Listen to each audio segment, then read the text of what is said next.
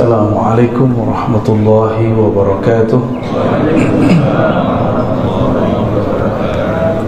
Alhamdulillahil alamin, wassalatu wassalamu ala sayyidil awwalin sayyidil akhirin sayyidina Muhammad wa ala alihi wa ashabihi wa li baitihi wa dzurriyyatihi ajma'in. Amma ba'du. Insyaallah kita masuk ke hikam yang 48 dan 49 ya. Beliau mengatakan min alamati mautil qalb. Tulisannya jelas ya. Min alamati mautil qalb. Dan ini dia yang saya kasih bintang. Min, di antara alamat, tanda-tanda. Jadi udah jadi bahasa Indonesia. Kalau dalam bahasa Indonesia alamat, tempat, alamat ini nih. Nah, jadi ada dua makna dalam bahasa kita. Alamat dari kata alam. Alam artinya tanda, ya. Di antara tanda-tanda mautil qalb, matinya qalbu. Jadi kalau kita ditanya kapankah kita mengetahui qalbu ini mati, qalbu sudah mulai ada indikasi dia bakal mati. Jawaban beliau ada dua. Yang pertama, adamul huzni, tidak ada huzn. Masih ingat nama kitab La Tahzan? Ini huzn, kata bendanya huzn. Tidak ada rasa sedih ala ma fataka minal muwafaqat, terhadap taat yang engkau luput mengerjakannya. Ala ma fataka, terhadap yang telah luput darimu minal muwafaqat, daripada ketaatan, ya. Muwafaqat artinya ketaatan.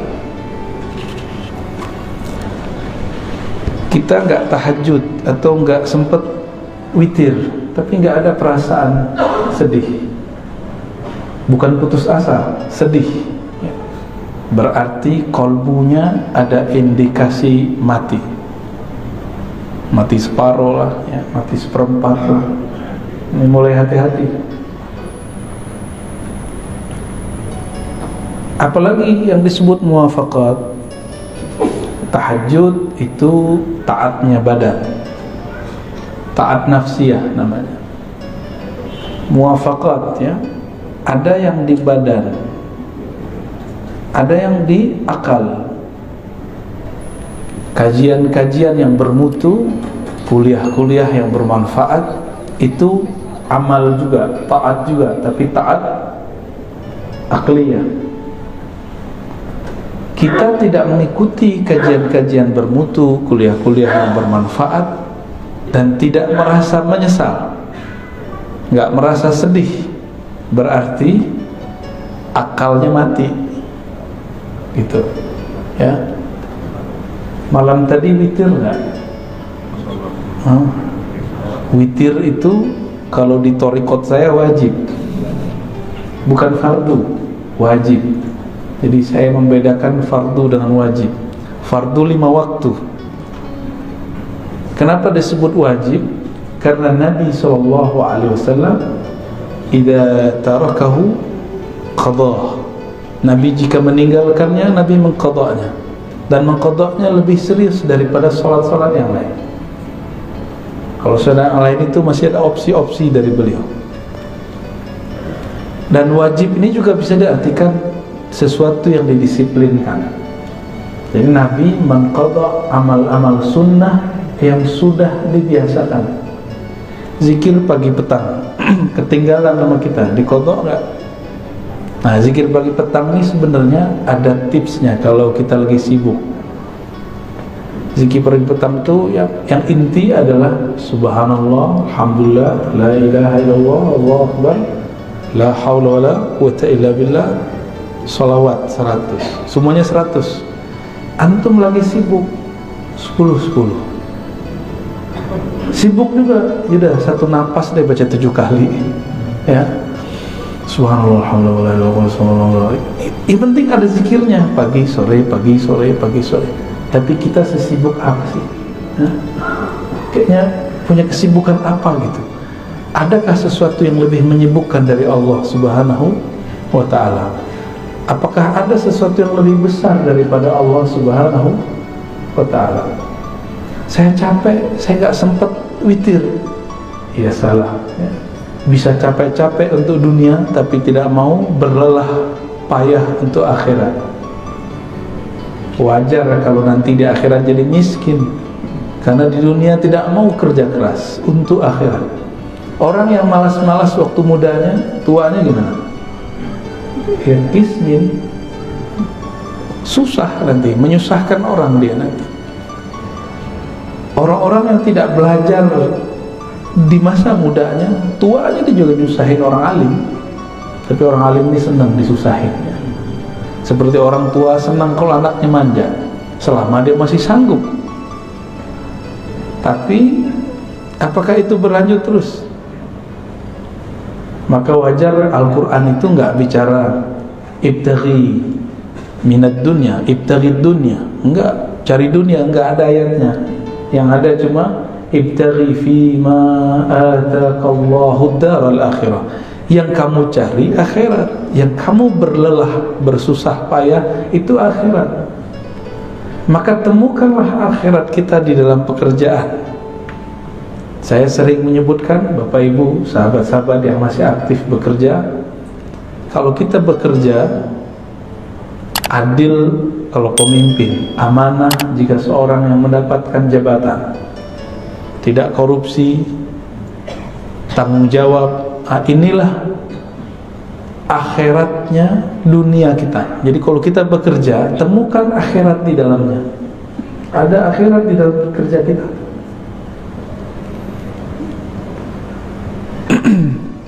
Wala tansa nasibaka minad dunya, itu bisa diartikan jatahmu di dunia, jangan kamu lupa. Nasib, nasib bahasa Arab artinya jatah. Al-Quran cuma mengatakan jangan lupa, bukan berarti 50-50. Ini banyak juga ustadz ini nggak ngerti bahasa Arab, coba-coba nafsir. Ini dalil 50% akhirat, 50% dunia. Itu mentafsir dengan hawa nafsu. Dalam Al-Quran, siapa yang mentafsir birra'yihi falitabawwa maq'adahu minan nar, yang mentafsir sesuai dengan ra'yunya, hawa nafsunya, maka siap-siap tempat duduknya dari neraka, ya, dari api. Hawa nafsu itu bisa hawa nafsu diri, hawa nafsu kelompok, ini hati-hati nih. Dan yang kedua, tadi yang pertama, ini dia. Yang kedua, tarkun nadam, tidak ada meninggalkan nadam. An-nadam artinya penyesalan.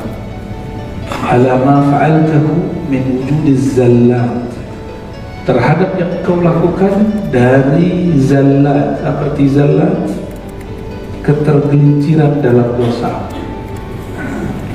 Ada perasaan nyesal gak dengan masa lalu? Kalau ada, berarti kolbunya masih sehat, ya. Semua kita punya masa lalu, gak usah disebut-sebut ke orang, gak usah diceritain ke siapa saja, cukup kisahkan itu kepada Allah. Ini ketika Nabi SAW mengatakan an-nadamu taubah, menyesal itu tobat. Jadi ruh dari tobat itu ada penyesalan. Ini bedanya dengan istighfar. Istighfar itu cuma minta dihapus. Tapi kalau taubah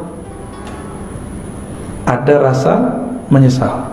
Jadi kayak kolbu kita remuk gitu rasanya. Kalau ingat, kolbu yang keras langsung menjadi pecah. Air mata pun bisa mengalir, air bulu roma pun berdiri kalau ingat. Oleh karena itu, dalam latihan zikir kami, biasanya sebelum zikir kita cek kolbu itu pakai taubat. Jadi ntar diajak yang hadir zikir itu, ayo kita istighfar. Jika kolbunya tersentuh oleh istighfar, berarti kolbunya masih sehat. Kalau enggak, berarti ada masalah. Istighfar ini juga harus spesifik. Jangan doa doang yang spesifik.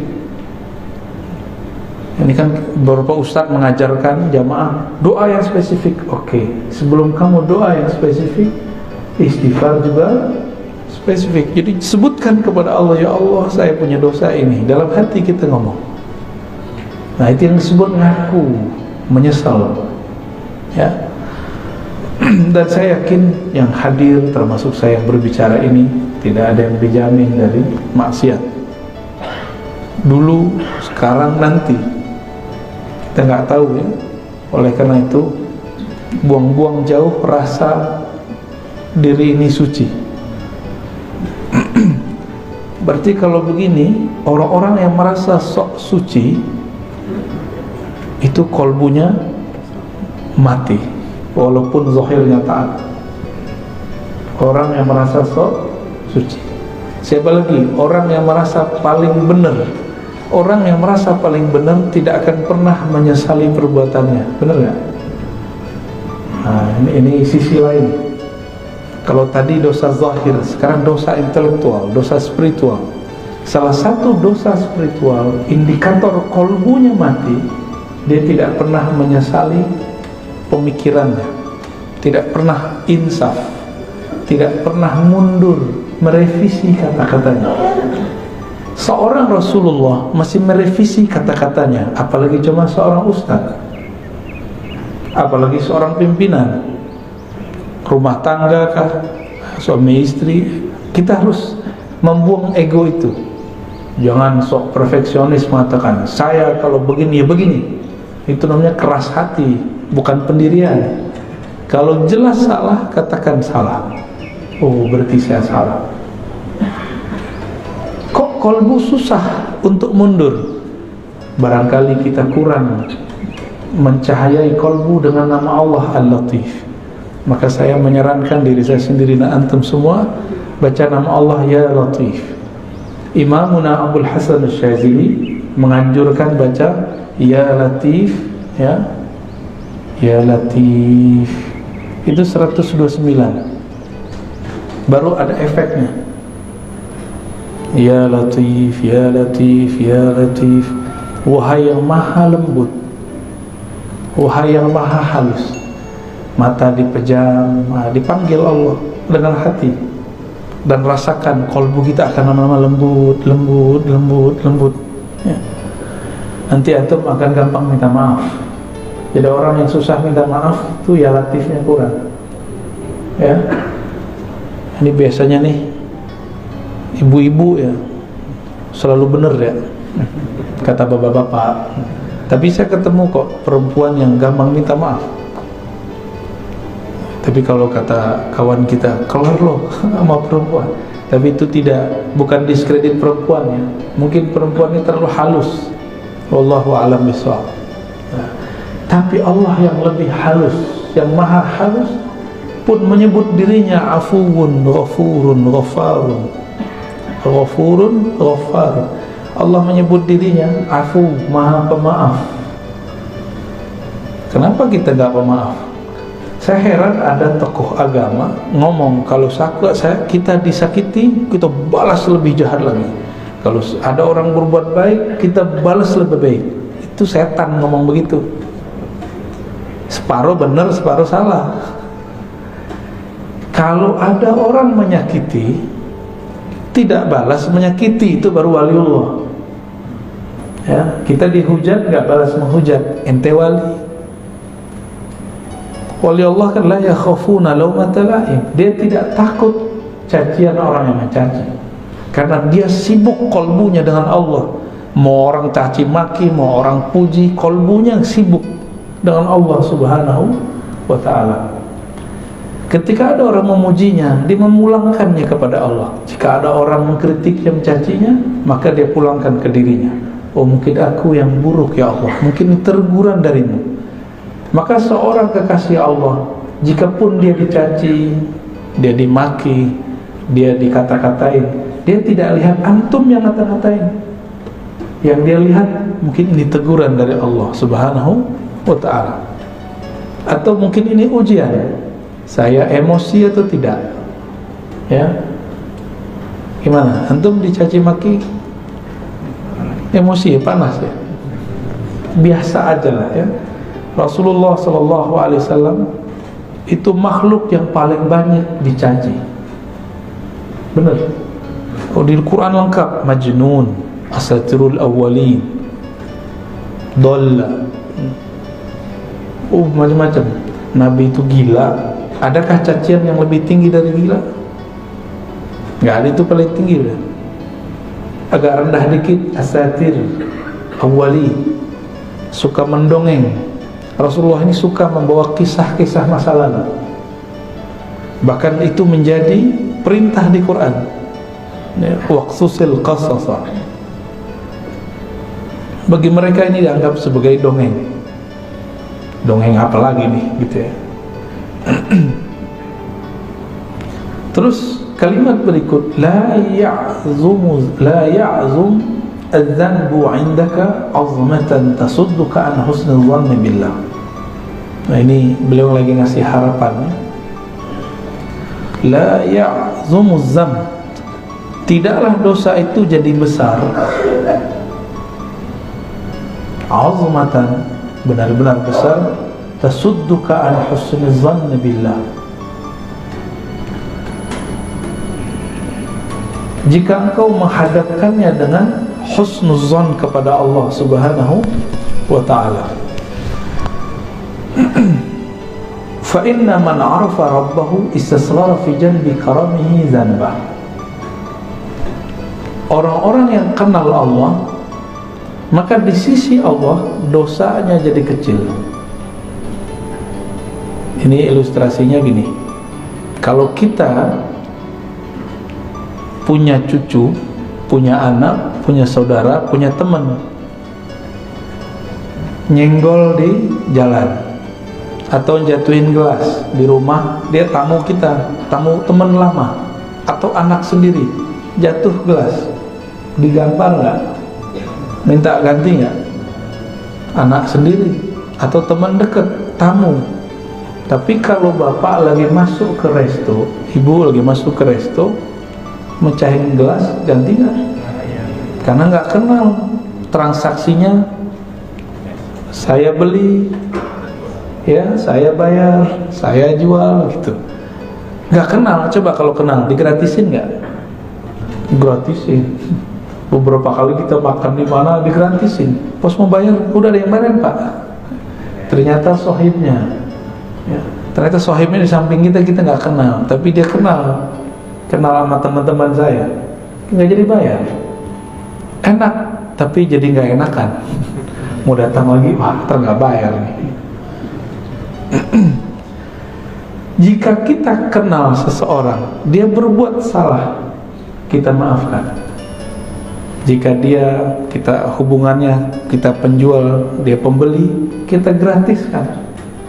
Kalau antum kenal Allah, sorga Allah nggak berjual, Allah kasih.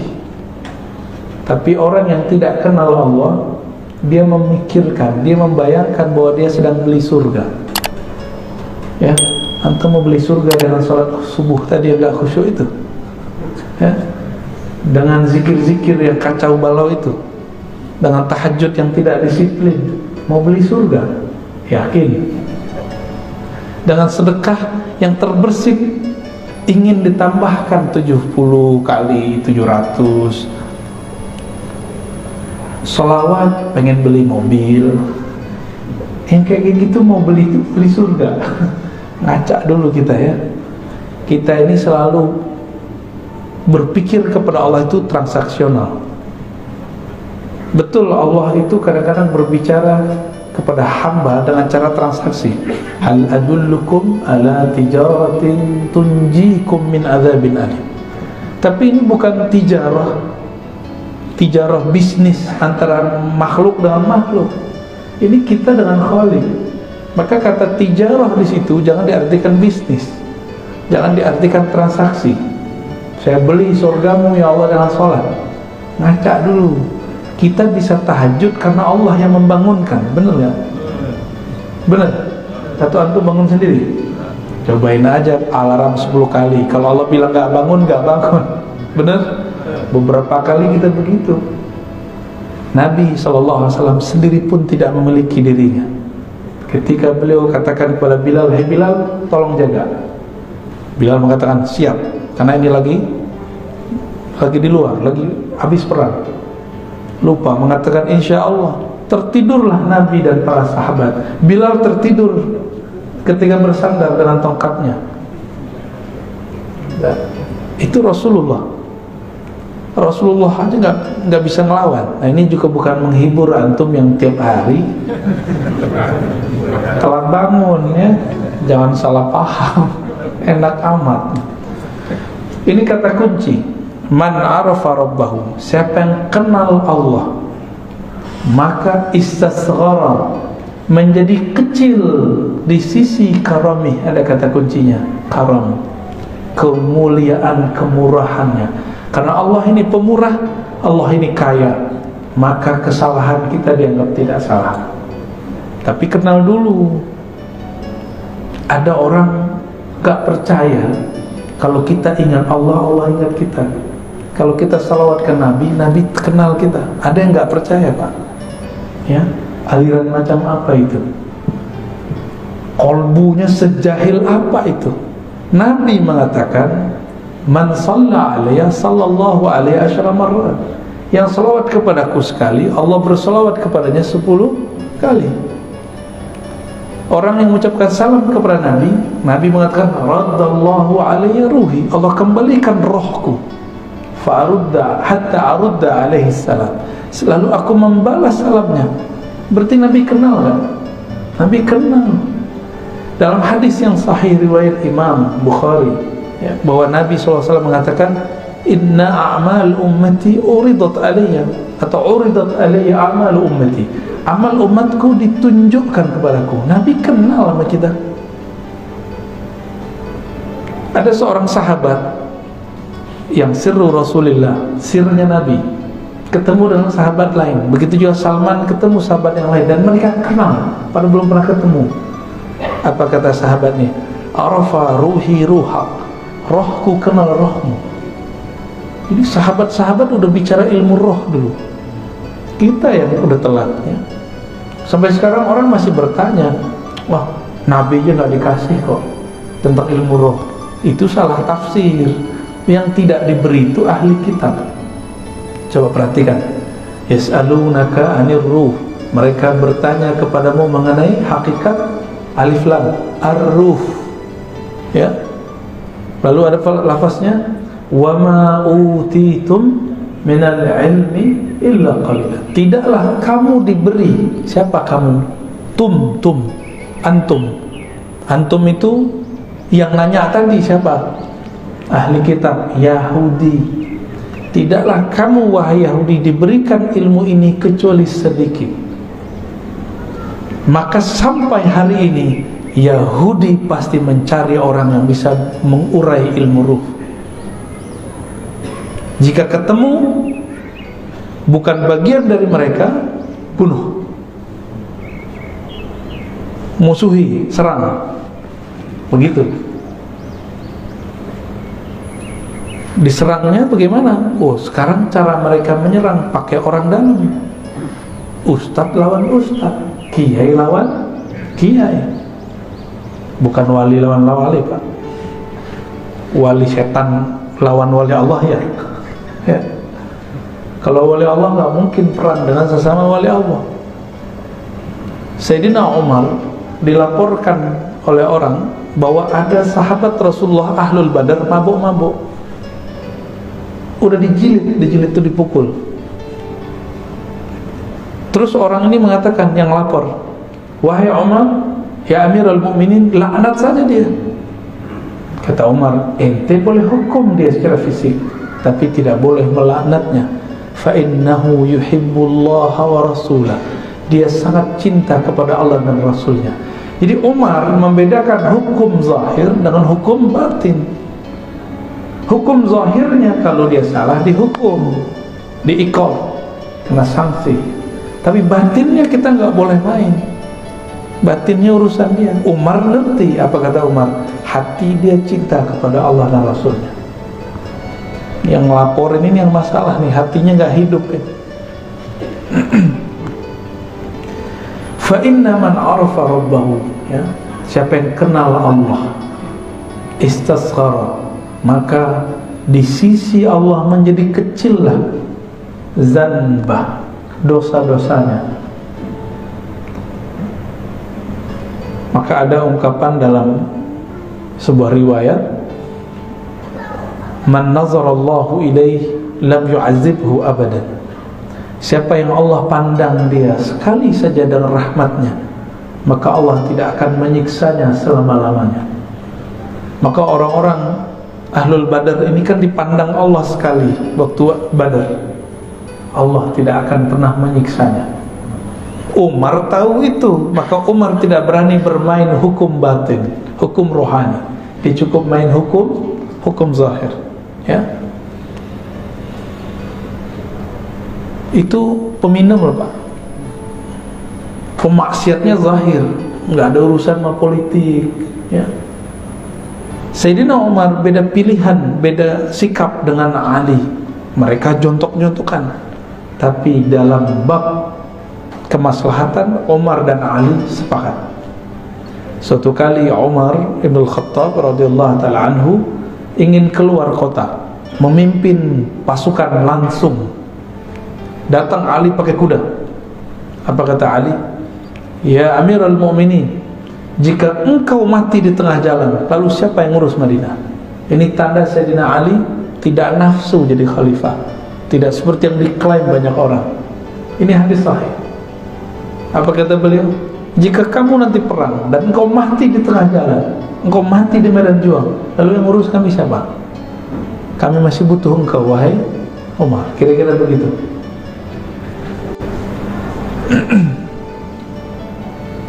Jadi orang beda politik, tapi untuk maslahat bisa sama. Antum sudah berapa tahun nih beda politik, kok sampai sekarang masih tengkar aja, ya? Katanya ngaji hikam, ya? Ngaji hikam tapi hati masih keras. Lembutinlah hati sedikit, ya.